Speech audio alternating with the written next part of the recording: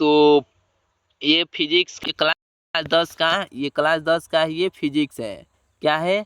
Class 10 का ये physics है, जिसमें चैप्टर 1 है। फिजिक्स का चैप्टर 1 है, जिसमें पार्ट 1, पार्ट 2, पार्ट 3 तक कंप्लीट कर लिए थे। नहीं, पार्ट 1, पार्ट 2 कंप्लीट कर लिए थे। ये पार्ट 3 है। क्या है? पार्ट 3 है वीडियो। तो बोले थे बुक पढ़ने के लिए, बुक पहले पढ़ लेना। 1 पेज 2 पेज बचा होगा, वो पढ़ लेना उसको भी। उसके बाद पार्ट 3 देख लेना, समझ में आ जाएगा डायरेक्ट, रटने की ज़रूरत नहीं पड़ेगा। बुक पढ़े नहीं हो तो पहले बुक पढ़ लेना, उसके बाद देखना ऑब्जेक्टिव। तो स्टार्ट करते हैं। ये फिजिक्स का चैप्टर 2 है। तो ये 61 नंबर प्रश्न कर रहा है कि दोपहर के समय सूर्य कैसा प्रतीत होता है? दोपहर के समय सूर्य कैसा प्रतीत होता है? तो श्वेत प्रतीत होता है। कैसा प्रतीत होता है? श्वेत प्रतीत होता है। 62 नंबर प्रश्न कह रहा है कि किसी माध्यम में छोटे छोटे कणों के निलंबन कहा जाता है। किसी माध्यम में छोटे छोटे कणों के निलंबन को कहा जाता है। क्या कहा जाता है? तो कोलाइड कहा जाता है। क्या कहा जाता है? कोलाइड। कोलाइड कोलाइड कहा जाता है। कोलाइड। क्या होगा? ए नंबर इसका आंसर होगा। क्या होगा? ए नंबर इसका आंसर होगा। 63 कह रहा है कि किसी कोलाइडिया विलयन में निलंबित कणों से प्रकाश के प्रकीर्णन को कहा जाता है। क्या कहा जाता है? क्या कहा जाता है? तो क्या कहा जाता है? तो टिंडल का प्रभाव कहा जाता है। क्या कहा जाता है? टिंडल का प्रभाव कहा जाता है। किसी कोलिडिया विलयन में निलंबित कणों से प्रकाश के प्रकीर्णन को टिंडल का प्रभाव कहा जाता है। क्या कहा जाता है? टिंडल का प्रभाव। ये नंबर इसका आंसर होगा।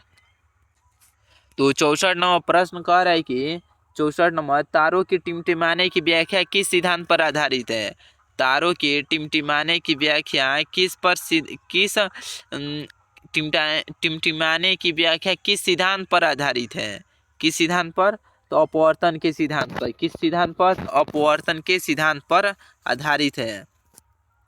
65 नंबर प्रश्न कह रहा है कि प्रकाश की किस घटना के कारण सूर्य हमें वास्तविक सूर्योदय से लगभग 2 मिनट पूर्व दिखाई लगता है। किसका? फिर से प्रश्न पढ़ते हैं, देखते आंसर बताना। कह रहा है प्रश्न कि प्रकाश की किस घटना के कारण सूर्य हमें वास्तविक सूर्योदय से लगभग 2 मिनट पूर्व दिखाई लगता है। किस कारण? परावर्तन के कारण कि वायुमंडल अपवर्तन के कारण कि प्रकीर्णन के कारण? बताओ तो 65 का क्या होगा? तो वायुमंडलीय अपवर्तन के कारण। वायुमंडलीय अपवर्तन के कारण सूर्योदय से पहले 2 मिनट पहले ही हमें दिखाई देने लगता है। क्या दिखाई देने? 2 मिनट पहले ही दिखाई देने लगता है। सूर्योदय से पहले 2 मिनट पूर्व, सूर्योदय से लगभग 2 मिनट पूर्व दिखाई देने लगता है सूर्य। समझे ना? आंसर बोलते चलो। बहुत सिंपल प्रश्न आ रहा है, आंसर बोलने में कमी मत करो। समझे ना? तो कह रहा है प्रश्न 66 नंबर, 66 नंबर प्रश्न कह रहा है कि निम्नलिखित में से कौन नेत्र का रंगीन भाग होता है? इन चारों में से बताओ कौन सा रंगीन भाग होता है नेत्र का? नेत्र का कौन सा नेत्र का रंगीन भाग होता है? कौन सा इन चारों में से? तो कर्निया नेत्र का रंगीन भाग होता है। ये नेत्र का रंगीन भाग होता है। ए नंबर इसका आंसर होगा। क्या होगा? ए नंबर इसका आंसर होगा। 67 नंबर प्रश्न देखते हैं। कह रहा है कि तरंग दैर्घ्य को सामान्यतः व्यक्त किया जाता है। तरंग दैर्घ्य को सामान्यतः व्यक्त किया जाता है।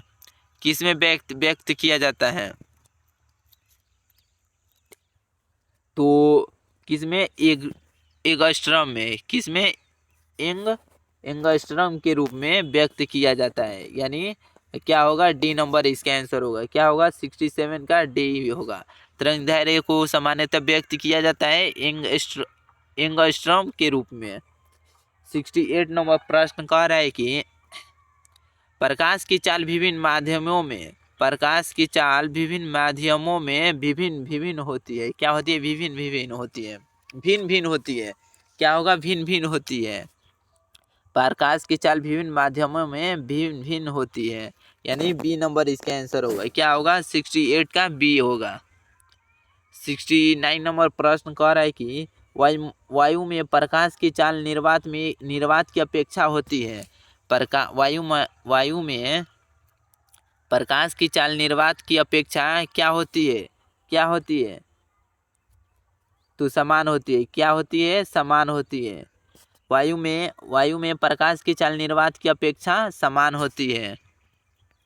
आंसर बोलते चलो, आंसर बोलने में कमी मत करो। 70 नंबर प्रश्न कह रहा है कि 70 नंबर तारे के टिमटिमाने का कारण है, बताओ। तारा क्यों टिमटिमाता है, तारा क्यों टिमटिमाता है?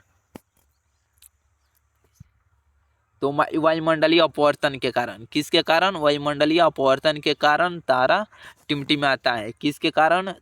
वायुमंडलीय अपवर्तन के कारण तारा टिमटिमाता है। यानी क्या होगा, सी नंबर इसका आंसर होगा। क्या होगा, 70 का सी होगा।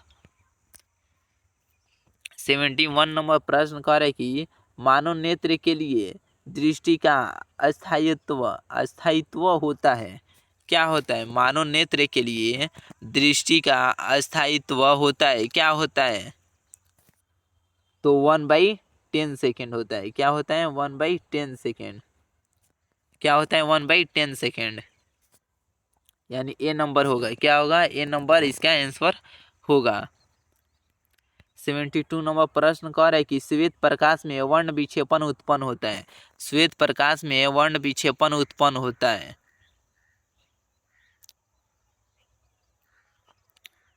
तो वर्ण विक्षेपण कब होता है? तो जब प्रिज्म से गुजरता है तो वर्ण विक्षेपण होता है। श्वेत प्रकाश में वर्ण विक्षेपण उत्पन्न होता है कब? जब प्रिज्म से श्वेत प्रकाश गुजरता है तब वर्ण विक्षेपण होता है। यानी डी नंबर इसका आंसर होगा। क्या होगा? D number. 73 नंबर प्रश्न कह रहा है कि हीरे का अपवर्तनांक कितना होता है? ये याद कर लेना, ये आंसर पूछता है, प्रश्न ये पूछता है, आंसर बताना। बताओ तो हीरे का अपवर्तनांक कितना होता है? हीरे का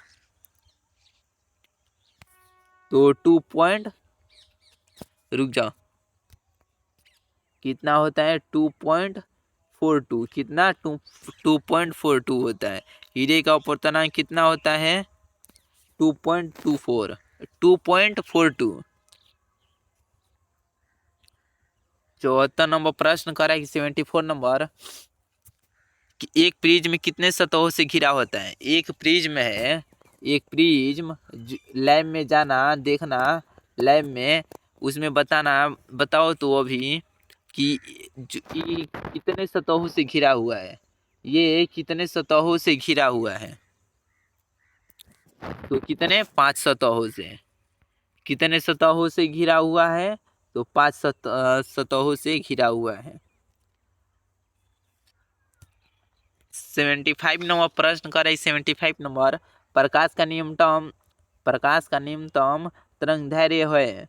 प्रकाश का न्यूनतम तरंगदैर्घ्य है कितना है? कितना? बताओ तो, आंसर बोलते चलो, आंसर में कमी मत करो। बताओ प्रकाश का न्यूनतम तरंगदैर्घ्य है कितना? कितना है? तो 380, क्या होगा? NM, NM, यानी बी होगा। क्या होगा? बी होगा। 75 का कितना होगा? बी होगा। तो इतना ही ऑब्जेक्टिव रहने देते हैं। इतना ही था चैप्टर 2 का ऑब्जेक्टिव, इतना ही था। तो और वीडियो अच्छा लगा है तो लाइक कर देना। तो वीडियो अच्छा लगा है तो लाइक कर देना। अगर चैनल पर नए हो तो सब्सक्राइब कर लेना।